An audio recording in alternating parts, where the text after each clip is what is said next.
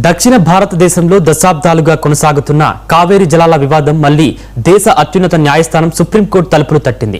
కావేరీ నది జలాల విడుదలపై తమిళనాడు ప్రభుత్వం మరోసారి సుప్రీంకోర్టును ఆశ్రయించింది.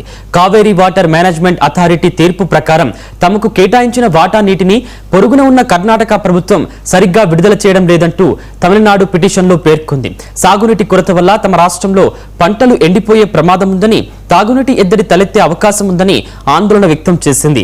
ఈ పరిస్థితుల్లో తమకు రావాల్సిన న్యాయబద్ధమైన నీటిని వెంటనే కర్ణాటక విడుదల చేసేలా ఆదేశాలు ఇవ్వాలని, ఈ విషయంలో సుప్రీంకోర్టు జోక్యం చేసుకోవాలని విజ్ఞప్తి చేసింది.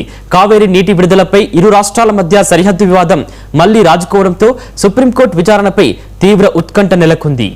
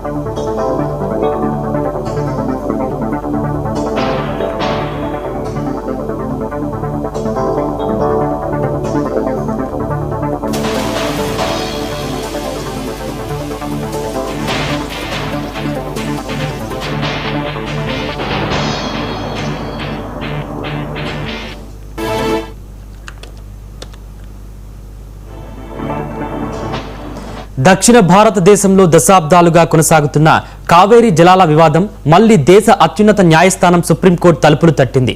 కావేరీ నదీ జలాల విడుదలపై తమిళనాడు ప్రభుత్వం మరోసారి సుప్రీంకోర్టును ఆశ్రయించింది. కావేరీ వాటర్ మేనేజ్మెంట్ అథారిటీ తీర్పు ప్రకారం తమకు కేటాయించిన వాటా నీటిని పొరుగున ఉన్న కర్ణాటక ప్రభుత్వం సరిగ్గా విడుదల చేయడం లేదంటూ తమిళనాడు పిటిషన్లో పేర్కొంది.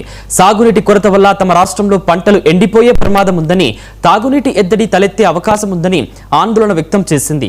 ఈ పరిస్థితుల్లో తమకు రావాల్సిన న్యాయబద్ధమైన నీటిని వెంటనే కర్ణాటక విడుదల చేసేలా ఆదేశాలు ఇవ్వాలని, ఈ విషయంలో సుప్రీంకోర్టు జోక్యం చేసుకోవాలని విజ్ఞప్తి చేసింది.